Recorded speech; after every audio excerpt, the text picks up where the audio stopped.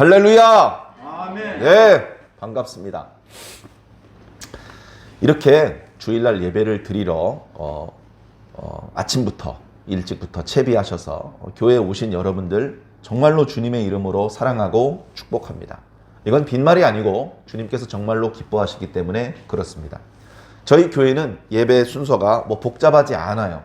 예배 1시간 정도면 끝납니다. 그런데 실질적으로 예배는 11시부터 12시까지 1시간이 아니고, 사실 여러분 어떻습니까? 오늘 아침 일찍 교회에 오려고 준비하려면 저녁부터 막 과음을 하거나 너무 늦게 자거나 하면 안 되죠. 저녁부터 조심합니다. 그리고 아침에 알람을 맞추고 불이 나게 일어납니다. 조금 더 눕고 싶은 생각도 있습니다. 교회를 다니지 않는 사람 같았으면 어쩌면 아직까지도 이불을 뒤집어 쓰고 있는지도 모릅니다. 그러나 여러분들은 이불을 걷어차고 일어나서 아직 차가워진 공기를 뚫고 세수도 하고 또 서둘러 아침도 챙겨 먹고 옷도 챙겨 입고 불이 나게 교회에 오셨습니다. 그래서 실제로 예배를 드리는 시간은 1시간이지만 예배를 드리기 위해서 어제 저녁부터 준비한 그 시간부터 사실은 예배가 시작된 것입니다. 그러니까 우리가 1시간 하나님께 예배를 드리는 그 정성을 받아주시는 정도가 아니고, 지난 밤부터 우리가 예배를 준비하는 그 모든 과정을 하나님께서 마치 과거 이스라엘 사람들이 하나님 앞에 예물을 바치고 제물을 바쳤던 정성으로 받아주시는 것이죠. 그게 정말 참인 것 같습니다. 교회에는 1,000원을 헌금했지만 교회에 가는 동안에 사용했던 차비도 사실은 하나님께 바쳐진 돈이라는 것을, 하나님께서 그렇게 계산해 주신다는 것을, 아니 그 이상으로 계산해 주신다는 것을 꼭 기억해 주시기 바랍니다. 사람들은 숫자에 묶여 있어요. 저 가난한 과부가 랩돈 2개 넣었어. 야, 그래도 하나 넣지 않고 2개 냈네. 그래도 하나님 앞에 부끄러운 줄 알았나 봐. 동전 하나 넣는 거는 하나님 앞에 도리가 아니라는 걸 알았나 봐. 동전을 2개나 넣었어. 2개. 사람의 눈에는 랩돈 2개 끝. 그러나 하나님은 좀 다르게 계산을 한다고 성경은 기록하고 있습니다. 예수님께서 그 과부가 헌금하신 것을 보시면서 오늘 저 연복교에 헌금한 사람 중에 저 여인이 가장 많이 헌금했다. 하나님의 계산법은 조금 다릅니다. 그렇다면 어떻습니까? 내 계산법을 빨리 버려야죠. 하나님의 계산법을 내 것으로 받아들이는 자가 더 큰 복을 받게 될 줄로 믿습니다. 자, 대학교에 갑니다.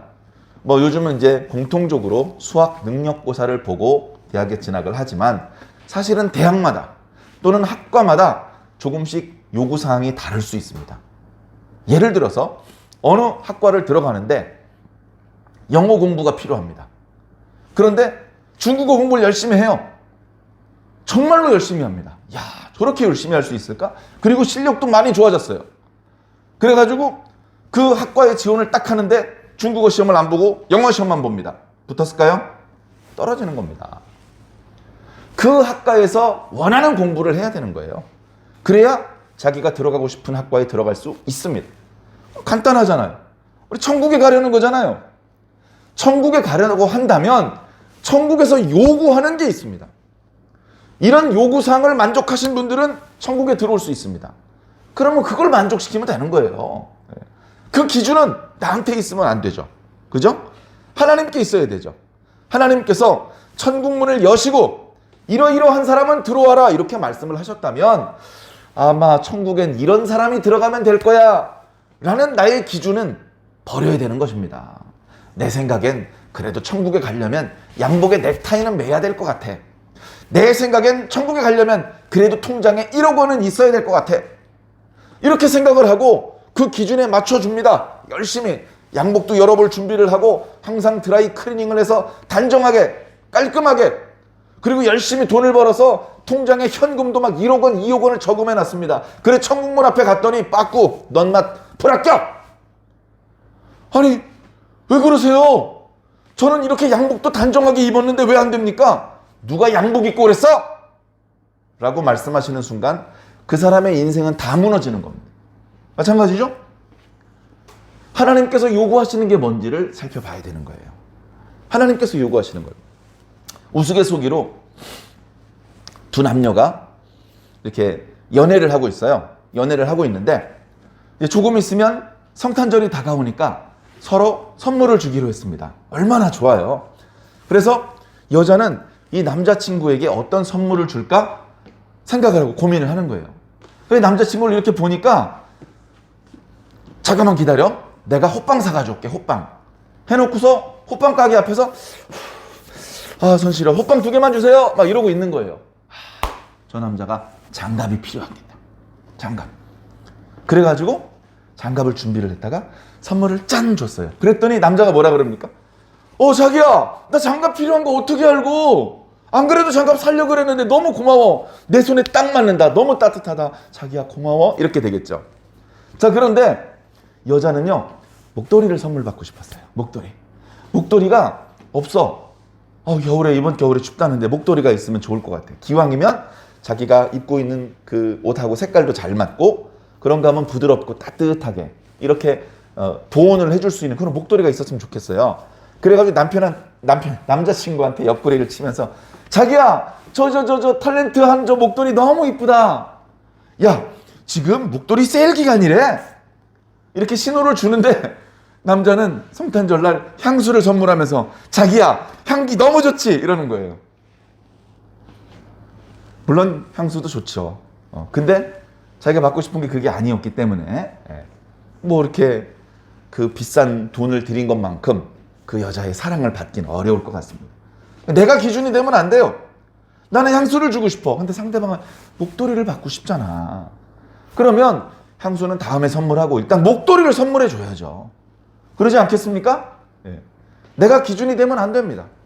이 세상 만사도 내 기준, 내 고집, 내 생각 그걸 내려놓지 못하는 과정에서 생기는 다툼들입니다. 다툼들. 상대방을 먼저 생각할 수 있으면 이 세상의 다툼은 거의 사라질 것입니다. 상대방을 먼저 생각할 수 있으면 엄청나게 사랑받고 칭찬받고 존경받을 수 있을 것입니다. 그런데 그 별것도 아닌 내 고집 그거를 수십 년 수백 년을 움켜쥐고 놓지를 않아요. 그래서 끝끝내 싸웁니다. 자신이 옳다는 그 생각을 버리지 않으면 싸움은 끝나지 않는 것이죠. 그런데 사람과의 관계도 그렇게 계속 다투는 관계가 되면 곤란한데 심지어 하나님하고 다투는 관계가 되면 되겠습니까? 하나님하고 우리하고 싸워요. 누가 이길까요? 얘기 하나 많아요. 지금 하나님하고 다툰다는 말은 승패를 가리는 그런 다툼을 말하는 게 아닙니다. 관계가 불편하다는 말씀을 하는 거예요. 하나님하고 관계가 불편하면 무슨 이득이 있습니까? 하나님께는 손해가 없어요. 하나님은 모든 걸 가지고 계시기 때문에 더 많은 걸 가질 방법도 없고 그 소유가 줄어들게 하는 방법도 없어요. 하나님 신이야. 그런데 우리는 그 전능하신 하나님께 붙어서 복을 받아야 돼. 복을 받아야 돼. 우리가 잘못한 부분에 대해서 용서를 받아야 되고 우리가 잘하지 못하는 것에도 고침을 받아야 되고 우리는 그 하나님께 이렇게 얻어낼 게 너무나 많아요. 꽃이 줄기에 붙어있지 않고 자기 혼자 그렇게 화려하게 빛깔을 내고 향기를 낼 수 있습니까? 줄기에 붙어있어야 되잖아요. 줄기는 뿌리에 붙어있어야 되잖아요. 귀찮아. 내가 왜 여기만 있어야 되나? 저쪽 가고 싶어 해서 뿌리하고의 관계를 단절시키고 저쪽으로 가버리면 어떻게 될까요? 죽는 겁니다. 하나님하고 우리는 선택의 여지가 없어요. 나 하나님 싫어. 저쪽에서 다른 데서 놀래. 다른 데 뭐가 있어요? 땅에 있는 뿌리를 뽑아가지고 흙을 다 털고 햇볕을 쨍쨍 쪼이는 거랑 똑같은 거예요. 하나님을 떠난 인간의 운명은 그냥 그날부터 말라 죽는 겁니다. 내가 기준이 되면 안 돼요. 내가 하나님을 움직이려고 하면 안 돼요. 뿌리가 지구를 움직이려고 하면 안 돼요. 지구가 가는 대로 뿌리가 따라가는 겁니다. 하나님하고 우리와의 관계가 좋아지는 방법. 하나님이 고집을 꺾는 게 아니고 내가 고집을 꺾어야 돼. 내가 고집을 꺾어야 돼요. 야, 해가 왜 동쪽에서만 떠? 내일은 남쪽에서 떠라. 그렇게 목에 핏대 세워 소리 지르면 남쪽으로 뜨게 됩니까? 안 되잖아요. 내가 움직일 수 없는 게 있다는 것을 인정해야 돼요. 왜 엉뚱한 곳에서 어리석은 고집을 피웁니까? 그러면 이득도 없고요. 손해만. 사람들도 미쳤다 그러고. 이게 너무나 안 좋은 일만 많아지는 겁니다. 해는 동쪽에서 뜨는 법이야. 그걸 인정해. 내가 그걸 바꿀 수가 없어. 여름엔 덥고 겨울엔 추운 법이야. 그걸 어떻게 바꿔? 그걸 인정하고 나니까 가을부터 겨울을 미리 준비해. 양식도 준비하고 이렇게 벽에 틈도 갈라진 틈도 이렇게 메꿔 놓고 땔감도 미리 충분히 준비해 놓고 겨울에 춥다는 것을 내가 바꿀 수 없고 겨울에 춥다는 것을 인정하고 나니까 겨울이 그렇게 힘들지 않은 거예요. 그렇죠? 겨울에 왜 자꾸 추워? 아 춥지 마. 아 나 몰라. 나 인정 못해. 그러면 겨울이 안 추워집니까? 괜히 겨울에 두툼한 옷 준비 못하고 감기 걸리는 거예요.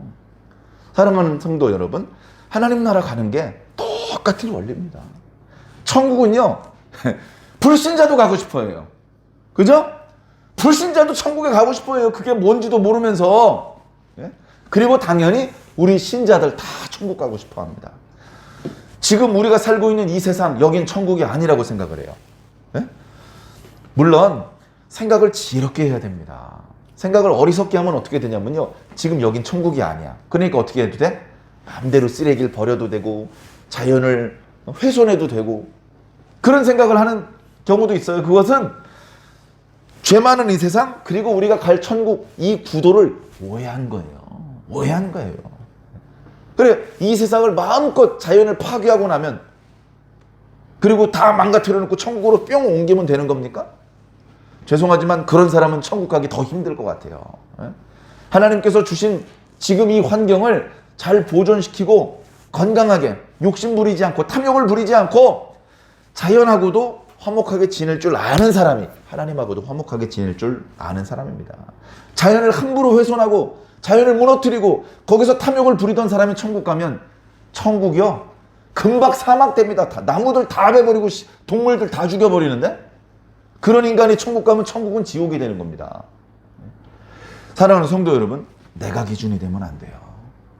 어쩔 수 없다고 말하면 안 돼요. 선생님, 제가 나무를 베지 않아도 저쪽 업자가 벨 겁니다. 제가 이 짐승을 죽이지 않아도 저쪽 사냥꾼이 다 죽일 겁니다. 어차피 죽을 거 제가 잡아야죠. 그래야 우리 식구라도 좀 먹여 살리고 뭐 다 핑계고요. 어쩔 수 없단 말을 하는 사람들은 좀 비겁한 것 같아요. 어쩔 수 없지만 그래도 내가 할 도리는 하면서 내 양심은 지키면서 나라도 하나님의 뜻을 따르면서 이렇게 해야죠. 제가요 과거 중고등부 교사를 할 때가 생각이 납니다. 중고등부 교사할 때 그때 제가 중고등부 예배를 인도할 때 그때 예배실에 앉아있던 사람도 지금 앉아있는 정도 인원밖에 안 됐어요. 중고등학생들. 그 중고등학생들 나이도 어리고 그리고 말씀에 대한 깊이도 없고 기도도 잘 못하고 찬송도 모르는 게 많고 그런 학생들 앞에서 제가 뭔가 가슴속에 어떤 답답함이라 울컥함 그런 게 있었던 것 같아요. 그래서 그때 기도하면서 뭐라고 기도했냐면 하나님, 세상이 다 하나님의 뜻을 거절해도 우리 학생회는 하나님의 뜻을 받들겠습니다. 그런데 혹시 여기 있는 학생도 하나님의 뜻을 받들지 않으면 나 혼자라도 하나님의 뜻을 받들겠습니다. 그렇게 기도하면서 울었던 기억이 나요. 눈물을 닦고 눈을 떠보니까 학생들도 울고 있더라고요. 아휴, 다 거절했는데 우리만 하나님 뜻 받든다고 뭐 하나님 뜻 되겠어. 어차피 틀린 거야. 그런 생각은 마귀가 주는 생각입니다. 맞는 말 같아요. 비닐로 함부로 태우면 안 되잖아요. 공기가 오염되잖아요. 근데 너도 나도 다 태워. 나만 안 태운다고 뭐 공기가 정화되는 게 아니야. 그러니까 태우자. 얼마나 그럴싸한 말입니까? 많은 그렇지 않아요. 나 한 사람이라도 안 태워야지 하는 사람이 늘어나야 공기가 맑아지는 겁니다. 하나님의 나라는 하나님의 뜻은 그렇게 이루어지는 겁니다. 과학하고 종교는 다수결의 원칙이 성립되질 않아요. 갈릴레오가 뭐라 그랬습니까? 지구는 둥글다. 하늘이 도는 게 아니라 지구가 돈다 그랬어요. 다수결의 원칙에 의해서 갈릴레오가 틀린 것으로 판명해놨습니다. 과학이 다수결로 결정됩니까? 다수결의 원리에 의해서 야, 너 지동설을 주장하는데 그럼 틀린 거야. 왜 틀린 거죠? 다수결로 결정났어. 그게 다수결로 결정 날 일입니까? 아니죠. 결국 갈릴레오가 맞았다는 것을 오늘날 다 인정하지 않습니까? 그럼 종교는 어때? 종교. 예수가 옳은 거예요? 틀린 거예요? 예수가 하나님의 아들입니까? 아닙니까? 여러분, 오늘은 예수가 진짜 하나님의 아들인지 아닌지 투표로 결정하겠습니다. 투표를 했어요. 그랬더니 예수가 하나님이 맞다는 그 표가 1%도 안 남았어. 99%가 넘는 사람들이 예수는 하나님의 아들은 아닌 것 같은데? 이렇게 표를 던졌단 말이에요. 그러면 예수는 그냥 보통 사람이 되는 겁니까? 그게 아니잖아요. 사람들이 뭐라고 짓고 까불든지 하늘에서 이는 내 사랑하는 아들이다. 끝. 무슨 더 말이 필요합니까? 네? 우리 집에 제 아들이 2명 있습니다. 자꾸 사람들이 그 아이는 네 아들이 아닌 것 같은데? 뭐라고 짓고 떠들든지 마음대로 해. 얘는 내 아들이야. 끝. 더 얘기가 필요 없는 겁니다. 내가 기준이 되면 안 됩니다. 하나님이 기준이 되셔야 됩니다. 하나님, 우리끼리 의논을 했는데요. 천국은 이런 사람들이 들어가기로 우리가 결정 내렸습니다. 누구 마음대로? 천국이 니네 나라니? 네가 만들었니? 천국, 하나님의 집, 하나님의 가족이 들어가면 끝나는 겁니다. 쟤는 머리를 단정하게 자르고 빗질도 안 했는데요? 괜찮아. 얘는 내 가족이니까. 쟤는 옷에 구정물이 묻었는데 괜찮아. 얘는 내 아들이니까. 전 넥타이를 입었는데 안 돼. 넌 내 가족이 아니니까. 천국에 가는 것은 단정한 옷, 은행 잔고의 현찰, 그게 아니고요. 하나님의 가족이 되어야 합니다. 하나님의 가족이 되어야 됩니다. 그런 관점에서 오늘 말씀을 살펴봐 주시기를 부탁을 드립니다. 자, 이스라엘 사람들이요, 메시아를 기다렸어요. 메시아를 어떻게 기다렸냐면 간절히 기다렸어요. 간절히. 메시아가 필요한 시대였어요. 예수님께서 오셨을 당시에 유대인들의 상황, 일단 독립국가를 만들 수가 없어. 자치를 할 수가 없어요. 자치를. 힘이 없어. 힘이. 독립적인 국가를 만들 만한 국민들도 숫자가 부족해. 영토 없어. 자기들 마음대로 법을 만들고 왕을 세우고 못해. 얼마나 자존심이 상합니까? 우리가 이런 민족이 아니었는데, 우리 아브라함의 자손인데, 우리 조상 중엔 다윗과 솔로몬 같은 분도 계셨는데, 야, 지금 이거 뭐냐 이거. 경제적으로도 쪼달리고 정치적으로도 뭐 군대도 만들 수가 없고 아주 자존심 구겨져 있는 그런 상황입니다.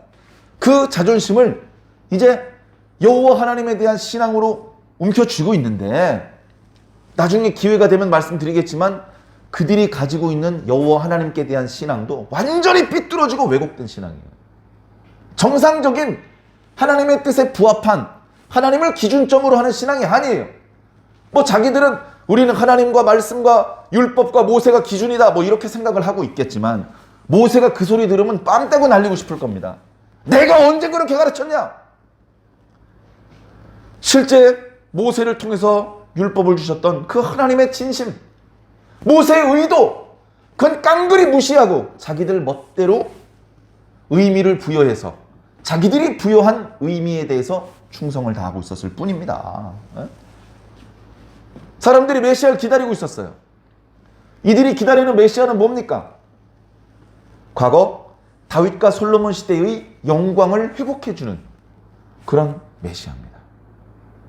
다윗과 솔로몬 시대 때 진짜 잘 나갔어요. 이순신만 연전연승한 게 아니에요. 다윗도요, 모든 전투에서 연승을 했습니다. 상대방이 인원이 많아도, 상대방이 고지에 더 유리한 곳에 있어도 그런 것과 상관없이 싸우면 무조건 이기는 거예요, 다윗이. 그러니까 소문이 나니까 다윗이 몇 명 안 끌고 남았는데도 도망가요. 무슨 조건이 돼도 쟤들하고는 싸우면 못 이긴다. 그렇게 소문이 나니까 이제 안 싸우려고 그럽니다. 알아서 항복합니다. 그래가지고요, 다윗과 솔로몬 시대에 실질적으로 이스라엘이 지배했던 곳을 지도로 표시하니까 하나님께서 아브라함하고 약속하셨던 그대로예요.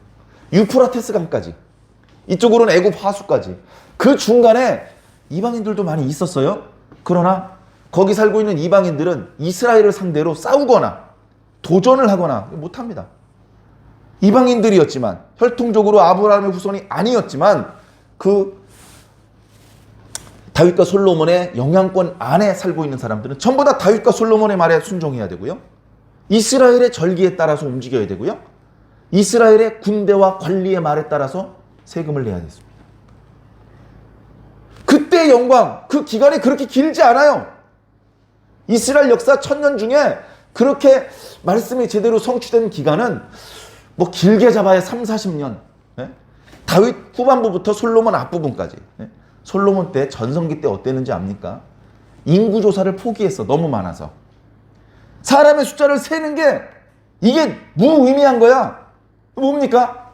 바다의 모래처럼 많아질 거라는 말씀이 실제로 이루어졌어요. 실제로. 야, 이거 너무 많아서 숫자 세는 거 어렵겠는데? 숫자를 집계하는데 계속 늘어나고 있어, 한쪽에서. 그러면 안 되는 거잖아요. 그런 복을 주셨는데 잃어버렸어요. 왜 잃어버렸는지 생각 안 해. 자기들이 뭘 잘못했는지 그런 건 반성하지 않아. 그리고 무조건 지금 힘들고 배고프니까 하나님께서 살아계시다면 과거의 영광을 회복시켜 줘야 돼. 그리고 그런 메시아가 오실 것이라는 예언을 여러 선지자가 예언을 했기 때문에 오시긴 오실 것 같아. 오시면 으악 하고 한번 힘을 쓰면 롬하고 뭐고 어이구 알았어 너희들은 우리가 건드리지 않을게 이렇게 할 것 같아. 그걸 해줘야 메시아야. 그래 그런 메시아를 기다리고 있어. 그러니까 메시아에 대한 기준이 하나님께 있는 게 아니고 유대인들한테 있었던 거예요. 유대인들이 나름대로 메시아에 대한 이미지가 꽉 거의 완성이 돼 있었어. 그들의 관념 속에. 그래서 그 관념을 가지고 예수님 이렇게 뜯어보니까 어디 보자. 에이 아니네. 예수님은 메시아가 아닌 걸로 다수결로 판명이 났어요. 그래서 십자가 달아 죽인 거예요. 그렇게 죽은 거예요. 그 결정이 얼마나 어리석은 결정입니까? 얼마나 어리석은 결정입니까? 그래 오늘 말씀에도 약간은 예수님에 대해서 구약 성경에 대해서 약간은 왜곡된 그런 관념을 가지고 그렇게 쓰여져 있는 면도 있습니다. 그러나 우리는 그런 부분을 가지고 야 이거 뭐 성령에 감동된 사람이 한 말도 이렇게 왜곡이 돼 있어 이렇게 오해할 것이 아니라 그들이 말한 그 표현은 표면적인 의미뿐만 아니고 상징적인 의미가 있어요. 상징적인 의미가 있는 것까지 알고 보면 하나도 흠잡을 데가 없는 하나님의 말씀이 되는 겁니다. 네? 자, 예수님이 이제 겨우 태어났어요. 예수님이 우리 그동안 누가복음 말씀 1월 1일부터 쭉 묵상을 이어오는데 야 1장이 80절까지 있어. 1장을 6일 동안 우리가 나누어서 묵상을 했어요. 근데 1장 묵상이 끝났는데 아직도 예수님은 태어나지 않았어. 자, 예수님이 2장에 태어났어요. 2장에. 누가복음에서는 예수님 태어난 이야기가 2장에 나타나죠. 그래 예수님께서 태어나셨고 7절까지 예수님 태어나신 이야기 8절부터 보면 예수님께서 태어나셨을 때 베들레헴이었잖아요. 그 주변 언덕에서 자기 양떼를 치던 목자들에게 천사들이 복음 아주 기쁜 소식을 전달해 줬어요. 정말인가? 해가지고 마을로 내려와서 야 천사가 말한 대로 정말로 아기가 강보에 쌓여서 구유에 누워있네 하면서 자신들이 천사들에게 들었던 이야기를 다 전해줬죠. 그 이야기 이후에 이제 오늘 말씀인 거예요. 자, 이분들은 원래 나사렛입니다. 나사렛. 나사렛은 갈릴리 지방, 이스라엘 땅이요. 이스라엘 땅, 이 팔레스타인 가나안 땅이 이렇게 남북으로 좀 길쭉한 사다리꼴 땅인데 우리나라 강원도보다 조금 커요. 우리나라 강원도 2배까지는 안 된다고 해요. 뭐 저 유대 광야까지 합치면 몰라도 실질적으로 산지 빼고 못 빼면 대충 우리나라 강원도 정도밖에 안 된대요. 별로 큰 나라가 아니에요. 자, 그런데 그 남북으로 길쭉한 땅덩어리 위쪽은 갈릴리라고 불리고 중간쯤은 사마리아라고 불리고 남쪽 지방이 이제 유대 지방이 유다 사람들이 그러니까 가나안 때 여호수아가 이렇게 그 가나안 땅을 정복을 했을 때 12지파한테 땅을 분배시켜 줬을 때 우리가 잘 아는 갈렙이 나는 저 산지를 원한다. 그래가지고 남쪽의 유대 광야 또는 유대 산골 이렇게 불리는 지역이 유대인의 땅이었어요. 그러니까 면적은 넓은데 사실 평평한 땅은 별로 없었어, 솔직히. 진짜 노른자 땅은 에브라임 지파, 므낫세 지파가 다 차지했어요. 그리고 유다 지파는 그렇게 충성을 다했는데 복을 많이 받았는데 겸손하게 우리는 산지를 차지하겠습니다. 갈렙이 저 노른자 땅 두시오. 아무도 거절 못합니다. 갈렙은 이스라엘 민족에게 있어서 여호수아 다음으로 공로자였어요. 어른이었어요. 하나님께서 인정하시는 의인이었어요. 갈렙이 그 땅을 달라는데 안 된다고 누가 말할 수 있습니까? 그런데 갈렙이 스스로 산지를 원했던 거예요. 그 척박한 땅, 이렇게 농사 짓기도 곤란하고, 이렇게 짐승을 기르기에도 물도 부족하고 풀도 부족하고 뭐 그런 땅을 달라 그런 거예요. 그러면서 그 땅 남쪽에 살고 있는 지파로부터 우리 이스라엘을 우리가 지키겠다는 거예요. 이야, 정말 의인은 끝까지 의인입니다. 자, 그래서 유대인들이 그렇게 산골에 살고 있는데, 이때 당시 때도 그 전통 때문에 북쪽은 갈릴리, 남쪽은 이제 유대 땅인데요. 자, 본래 나사렛에 살고 있었어요. 그러다가 2장 1절에 있는 것처럼 호적을 하라 그러니까 이동을 합니다. 남쪽으로 이동을 해서 너무 화살표를 많이 그었다. 조금만. 그래서 베들레헴으로 간 거예요. 베들레헴은 우리가 잘 아는 것처럼 누구의 고향입니까? 다윗의 고향이에요. 다윗이 어렸을 때 양치기 하고 막 사자 쫓아내고 물맷돌 돌려, 그게 베들레헴 주변에서 일어난 일이에요. 예수님께서 태어날 때처럼 거기가 그렇게 큰 도시가 될 줄 몰랐지만 옛날에는 여기 떡집이 있었나 봐. 베들레헴이란 말이 떡집이란 뜻이거든. 방앗간. 네. 그래가지고 거기서 이제 이새가 자기 아들들한테 양치기를 시켰는데, 형들은 전쟁에 나가야 되니까 블레셋이 자꾸 쳐들어오니까 사울왕이, 예? 병사들 모이라, 젊은 사람 가니까 첫째, 둘째, 셋째 아들은 전부 다, 예? 갑옷 입고 전투에 투입되고, 형들 양까지 막내 다윗이 다 이렇게 돌보는 거예요. 그러니까 한번 양 돌보고 나가면 집에 못 들어오는 날도 많고, 그러니까 그렇게 들판에 혼자 있으면서 그렇게 기도를 많이 하고 그렇게 찬양을 많이 한 거 아닙니까? 네? 자, 그랬던 곳이 이제 바로 베들레헴이에요. 그래서 다윗의 집안은 대대로 베들레헴이 고향이고, 거기에 가서 이제 호적을 하러 간 거예요. 근데 그때 마침 출산할 때가 돼서 아이가 태어난 것이죠. 그래서 아이가 태어났으니까 아이도 태어났는데 빨리 집으로 갑시다. 갈 수 있어요? 아기가 어린데 엄마가 이제 막 출산을 했는데 쉬어줘야 되잖아요.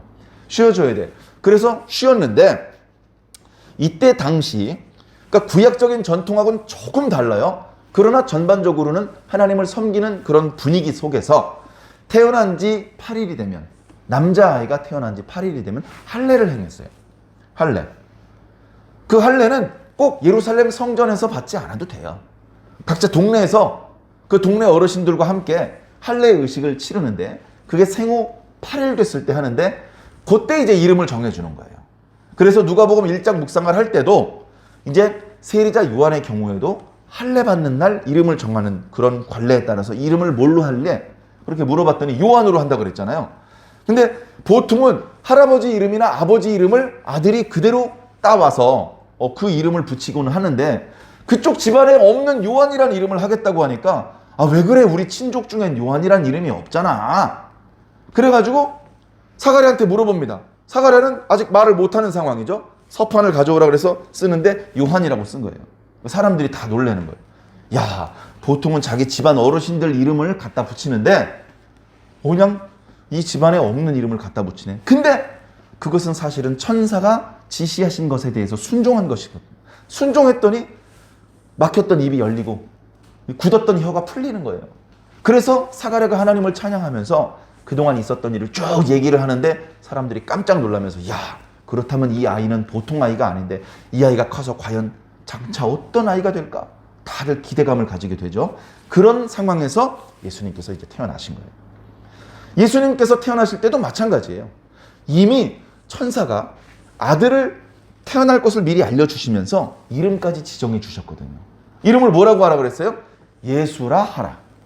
예수라는 이름은 의미가 깊습니다. 오늘 그 이름의 유래에 대해 설명하는 날은 아니니까 다음 기회에 말씀드리기로 하고, 어찌되었건 그 이름 속에 자기 백성을 죄에서 구원한다는 의미가 포함되어 있어요. 그래서 이름을 예수라고 이름을 붙입니다. 예. 순종하는 것이죠. 예. 천사가 명하신 대로 하는 것이죠. 그리고 그 아이를 유대인의 관례대로 할례를 받는데, 여기서 보면 집비둘기 2마리 또는 산비둘기 2마리로 이렇게 제사를 드리고 싶어서 아이를 데리고 또 예루살렘으로 가요. 예루살렘은 베들레헴에서 그리 멀지 않아요. 자, 아들이 태어날 때마다 무조건 예루살렘에 가야 되는 건 아닙니다. 아들이 태어날 때마다 무조건 뭐 제물을 이렇게 바쳐서 제사를 드려야 되는 건 아니에요. 꼭 그렇게 해야 되는 건 아닙니다. 근데 마리아와 요셉은 하나님 앞에 왠지 제사를 드리고 싶었어요. 왜 그랬을까요? 그 시대 다른 일반적인 사람들보다 하나님께 대한 신앙심이 좋았어. 좋았어. 제가 자꾸 이 표현을 씁니다만 준비. 마리아와 요셉은 준비된 사람이었어요. 천사를 만나면 준비가 안 된 사람 심장마비 걸려 죽습니다. 천사와 맨정신으로 주거니 받거니 대화를 할 수 있는 사람 얼마나 영적으로 깨어있는 사람입니까? 예? 천사와 대화를 할 수 있는 사람. 마리아, 사가랴, 엘리사벳, 요셉 다 준비된 사람들이었어요. 그러니까 하나님께 더 진실한 마음이 있었죠. 그래, 우리가 나사렛에서 아기를 낳은 것도 아니고 베들레헴까지 와서 아기를 낳았는데 우리 예루살렘 성전 바로 코앞에 있는데 기왕에 하나님 앞에 제사 한번 드리고 갑시다. 하나님께 대한 신앙심은 뜨거웠는데 뭐가 없었냐면 돈이 없었어요. 돈이 많았으면 송아지를 잡았을 겁니다. 그보다 좀 부족했으면 양이나 염소를 잡았을 겁니다. 그게 안 되니까 비둘기를 잡는 거예요. 하나님께 대한 마음은 특심한데 돈이 없어. 그럴 때 하나님께서 야, 뻔뻔하게 지금 비둘기 잡고서 복 달라고? 야, 너 참 뻔뻔하다 해. 이렇게 안 하셔. 사람은 그렇게 해야지. 하나님은 사람이 생각하고 말하고 행동하는 방식이 완전히 다릅니다. 우리는 신을 향해서 우리랑 비슷한 생각을 가지고 있다고 생각을 해요. 재물도 큰 재물 바쳐야 좋아하고 신도 여자 밝히고 그리스 신화 보면 그렇게 묘사가 돼 있어요. 그러니까 기독교의 신도 다 그런 줄 알아. 하나님 돈 좋아하고 야 하나님 고기 먹을 줄 아네. 삶아 바치는 거 금지시키고 구워달라는 거 보니까 고기 드실 줄 아네. 하나님은 근데 인간이 아니셔요. 고기를 원하지 않으셔. 돈을 원하지 않으셔요. 우리 인간적인 기준으로 하나님을 생각하니까 자꾸 그러니까 오해가 생기는 겁니다. 하나님께 대해서 오해를 하니까 자꾸 안 저질러도 되는 죄를 자꾸 짓는 거예요. 자, 그런데 예루살렘에 가서 제사를 드리려고 이제 갑니다. 가는데 예루살렘에 또 다른 준비된 사람들이 있었어요. 예루살렘에 갔더니 오늘 말씀에 중요한 인물 두 사람이 등장을 하는데 한 사람은 시몬이란 사람이고 한 사람은 안나라고 하는 사람이에요. 이 두 사람이 보통 사람이 아닙니다. 이 두 사람이 보통 사람이 아니에요. 하나님께서 엄청나게 오래전부터 준비시켜 온 사람입니다. 뭐 하려고 준비시켰을까요? 메시아를 만나게 하려고. 메시아 아무나 만나는 거 아닙니다. 성전에는요, 안식일이 아니어도 무슨 특별한 이벤트가 없어도 항상 사람들이 많아요. 구경꾼들도 있고 장사치들도 있고 정말 기도하려는 사람도 있고 뭐 제사장이나 레위 사람들 이런 사람들 성전에 항상 있단 말이에요. 그렇게 많은 사람이 마리아와 요셉과 아기 예수가 지나가는 걸 어쩌면 봤을 거예요. 보긴 봤지만 뭘 못했어요? 만나질 못했어요. 그날 예수님을 만난 사람은 이 두 사람밖에 없는 거예요. 그렇게 많은 인파에서 예? 어떻게 만날 수가 있었느냐? 준비가 됐으니까. 예? 여러분 준비해야 됩니다. 다시 오실 예수님은 준비 안 해도 만날 수 있나요? 아니면 지금 이미 이렇게 교회에 등록돼서 주일 예배도 드리고 있고 이러면 이미 준비가 끝난 건가요? 어림없는 말씀입니다. 예? 더 준비하셔야 됩니다. 더. 이분들이 어떻게 준비됐는지 한번 보시라고요. 예? 시몬을 소개하는 표현. 시몬은 의롭고 경건한 사람이다. 이스라엘의 위로를 기다리는 사람이다. 그리고 성령이 그의 위에 항상 같이 계시더라. 이 정도 돼야 준비가 된 사람입니다. 여러분 어떻습니까? 여러분, 야, 걘 길게 설명할 거 없어. 걘 의롭고 경건한 사람이야. 그렇게 자기를 소개할 수 있습니까? 부끄럽지 않아요? 부끄럽지 않냐고요.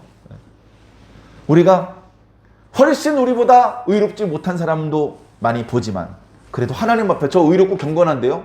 이렇게 말씀드릴 수는 없잖아요. 근데 하나님께서 시몬, 얜 내가 아는데 얜 의롭고 경건한 애야. 끝. 사람들이 시몬에 대해서 오해하면 뭐라고 손가락질해도 소용없습니다. 하나님이 의롭다고 인정을 해버리셨어요. 이스라엘의 위로를 기다린 자. 하나님께서 이스라엘을 위로해 줘야 되는. 위로가 필요한 시대. 그러니까 이 위로라는 말 속에는 물론 이스라엘을 로마로부터 독립시키고 해방시키고 뭐 그런 의미가 있어요. 그러나 영적인 의미가 또한 있다는 것을 감안하고 말씀을 읽어야 됩니다. 정치적으로 독립되지 못해서 경제적으로 이렇게 어렵기 때문에 궁핍하기 때문에 위로가 필요한 면도 있겠지만 영적으로 하나님의 개입이 없기 때문에 말라기 선지자 이후로 400년 동안 그 어떤 기도에도 응답하지 않으시고 그 어떤 선지자의 입술을 열어주신 적이 없기 때문에 이스라엘 사람들, 유다 사람들은 상심에 차 있어요. 상심에. 점점점 상황이 안 좋아지고 있는데 이럴 때야말로 하나님께서 개입하셔서 당신의 백성을 보호해 주시고 구원해 주셔야지. 그래야 이스라엘 백성들, 유다 백성들이 위로를 받는 거지. 그런 위로를 기다리고 있다는 거예요. 유대인들이 가지고 있는 메시아의 어떤 관념, 그런 관념에서 지금 표현되고 있는 부분도 있습니다. 그런 시므온이 성령의 사람이었어요. 자, 항상 성령이 그의 위에 머물러 있었는데 그가 젊었을 때 너는 하나님께 축복을 받은 자다. 너는 죽기 전에 메시아를 보게 될 것이다. 이 말씀을 받은 거예요. 지나가다 술 취한 친구가 한마디 한 게 아니고 성령님께서 그렇게 말씀을 주신 거예요. 그 말씀을 잊어버리고 무시할 수 있나요?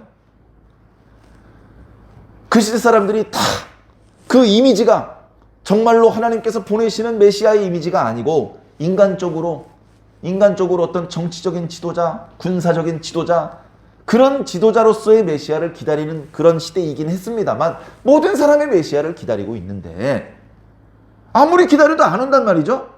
그런데 성령님께서 너가 죽기 전엔 오셔! 이런 말씀을 주시니 얼마나 가슴이 뛰었겠습니까? 보통 성령님께서 이렇게 말씀을 주셔도요, 그 은혜를 잊어버려요. 그게 개꿈이었나? 이러고 잊어버리는 사람도 엄청나게 많습니다. 그냥 목사님 설교에 감동받은 정도가 아니고 환상을 본 사람도 그게 개꿈이었을 거야. 이러고 잃어버리는 사람도 많다고요. 근데 시므온은 그걸 안 잃어버렸어요. 그걸 안 잃어버리기 위해서 평생을 준비했어요. 의롭고 경건한 사람으로 살았어요. 평생.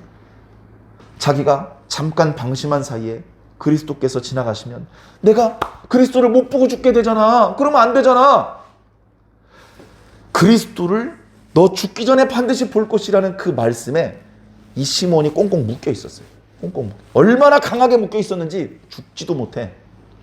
난 죽을 수가 없어. 난 오늘도 성전에 가봐야 돼. 평생을 그렇게 살았다고요. 그런데 그날도 성령이 감동돼서 지금 빨리 성전에 올라가 봐라. 그런 마음에 감동이 있어서 서둘러 채비하고 성전에 올라가는데 이렇게 보니까 마리아하고 요셉이 아기 예수를 품에 안고 올라오고 있네. 잠깐만. 왜 그러세요? 그 아기 나 한 번만 안아볼 수 있겠네. 그러시죠, 어르신. 아기를 딱 안는데 성령의 감동이 진하게 막 전기에 통한 것처럼. 그래서 오늘의 찬양을 한 겁니다. 주제시여, 천지의 대주제시여, 드디어 정올 평안히 놓아주시는군요. 이제야 저는 그리스도를 보았으니 편안히 눈물을 감을 수 있게 된 것 같습니다. 라고 말하는 겁니다. 내가 지금 품에 안고 있는 아이는 그저 평범한 꼬맹이가 아니라 하나님의 구원이야. 난 지금 내 눈으로 하나님의 구원을 보고 있는 거야. 이 아이는 하나님께서 만민을 위해서 오래전부터 준비하신 것인데 지금 드러났어. 지금 마치 이렇게 뭔가 이렇게 뚜껑이 덮여 있다가 뚜껑을 딱 제거하니까 그 속에 있는 등불에서 빛이 쫙 뻗어나가는 것처럼 하나님께서 오래전부터 준비하셨다가 지금 이제 드러내 보여주셨어.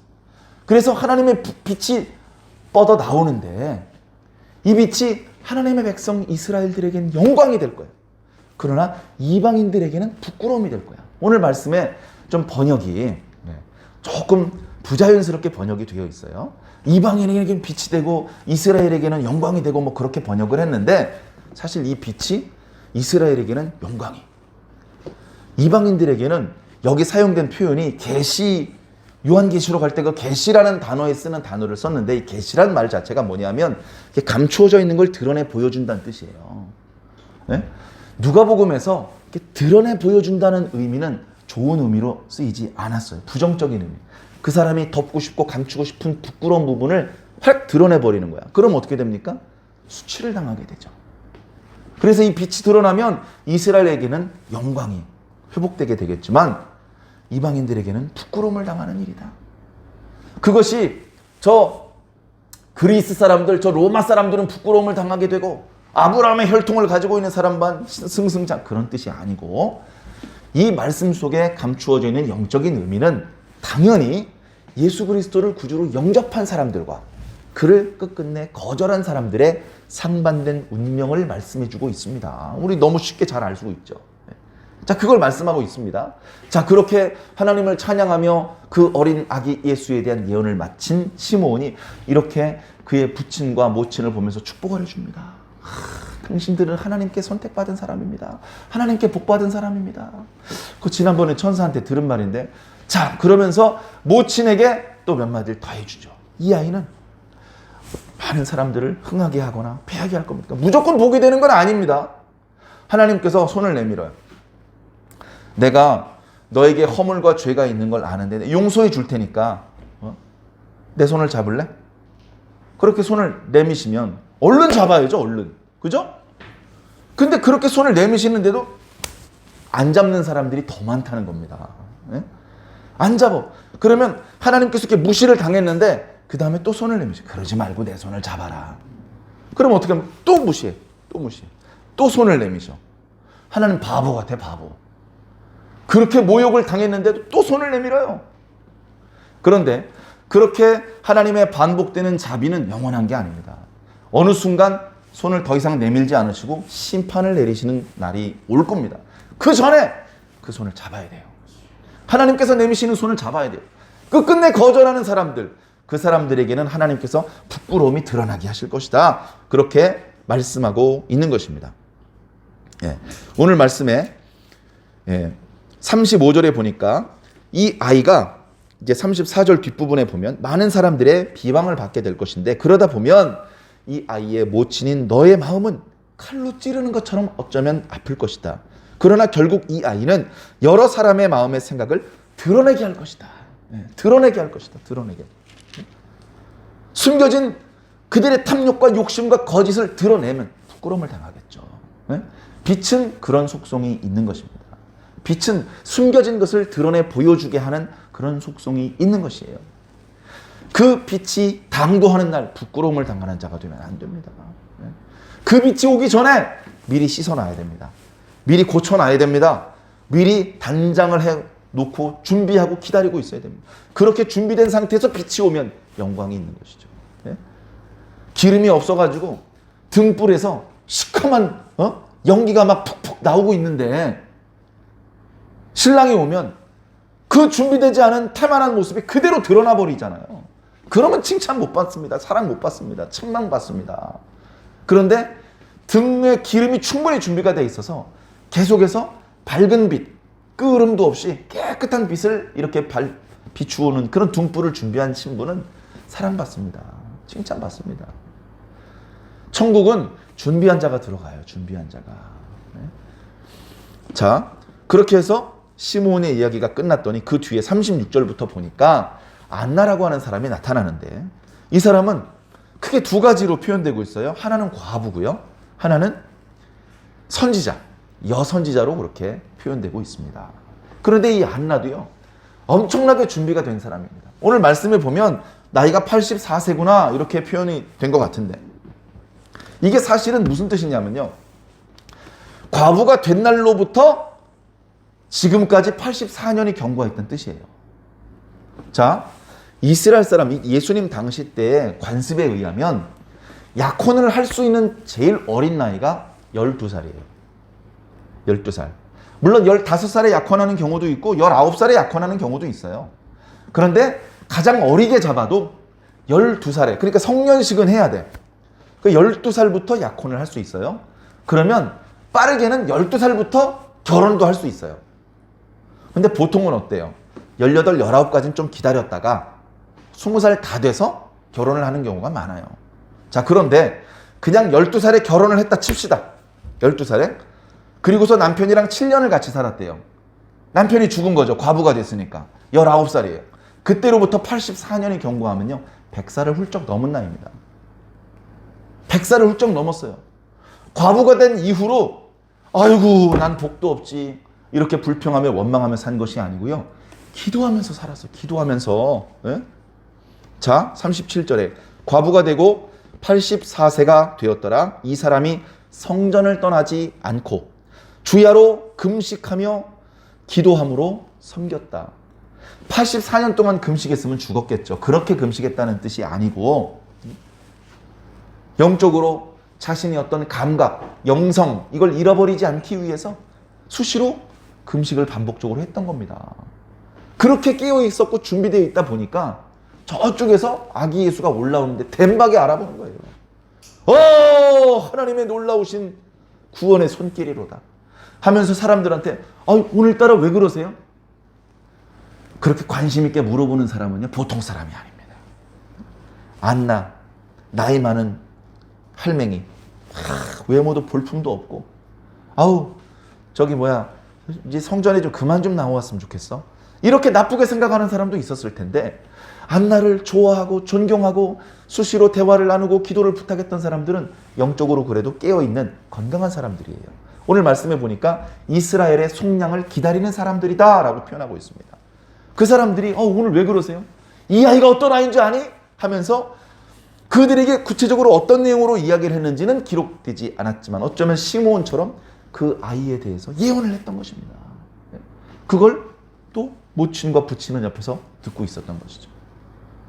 그렇게 예수님이 출발했습니다. 이제 결례를 마치고 예수님께서는 다시 본 동네 나사렛으로 돌아가셨습니다. 거기서 예수님은 이제 성장하신 것이죠. 강건해지시고 지혜가 충만하고. 그러니까 유태인들이 다 똑똑하다고 그러는데 특별한 교육을 받지 않았는데도 유난히 빨리빨리 뭘 깨닫고 터득하는 걸 보면 야, 이놈 대단하네. 신동이네. 우리도 그런 말 쓰지 않습니까? 예수님도 그 당시 동년배들보다 조금 더 지혜로웠고 영적으로 감각이 밝았던 것 같습니다. 이어지는 말씀에 예수님께서 어렸을 때 있었던 또 일화가 소개되고 있는데 어찌되었건 중요한 건 뭐냐? 내가 기준이 되면 안 된다는 겁니다. 하나님이 기준이 되셔야 됩니다. 우리가 교회 다니기 전에 내 기준밖에 없죠. 하나님을 모르니까. 그러나 신앙을 시작하면서 조금씩 하나님의 뜻을 배워나가기 시작합니다. 그러면서 말씀을 듣다 보니까 내가 전에 하나님께 대해 잘못 알고 있었던 부분이 있었네 하면서 자기가 오해했던 것을 버리고 내가 지금 새롭게 하나님께 대해서 알게 된 것을 채우겠죠. 그렇게 오해했던 것을 버리고 새로운 하나님께 대한 올바른 지식을 채우고 이렇게 계속 정화가 되다 보면 내 마음속에 알고 있던 그 하나님하고 실제 존재하시는 하나님하고 일치할 거 아닙니까? 일치해야 어떻게 됩니까? 하나님이시네? 알아볼 거 아닙니까? 나다네일이 지난주 주일에도 설교 드렸지만 나다네일이 메시아를 기다리고 있었어요. 때묻지 않은 메시아의 이미지를 가지고 있었어요. 그걸 가지고서 예수님을 보니까 어이구야 하나님의 아들이로소이다. 무릎을 꿇을 수가 있는 거예요. 준비가 된 사람들은 영접할 수가 있는 것입니다. 시몬처럼 해야 돼요. 하나님의 성령이 그 위에 머물러 있더라. 하나님 성령의 지시를 받았더라. 성령의 감동을 따라 움직이더라. 우리가 그렇게 살 때 다시 오실 예수님을 영접할 수 있고 우리들의 부끄러움이 드러나는 것이 아니라 하나님의 백성들에게 입혀주시는 영광을 못 입을 수 있게 될 것입니다. 사랑하는 성도 여러분, 저와 여러분 깨어서 하나님의 나라를 잘 준비합시다. 그 나라는 실제로 옵니다. 올 때 준비가 되었구나. 넌 됐다. 들어와. 이런 처분을 받을 수 있는 저와 여러분들이 꼭 되기를 예수님 이름으로 간절히 축원합니다.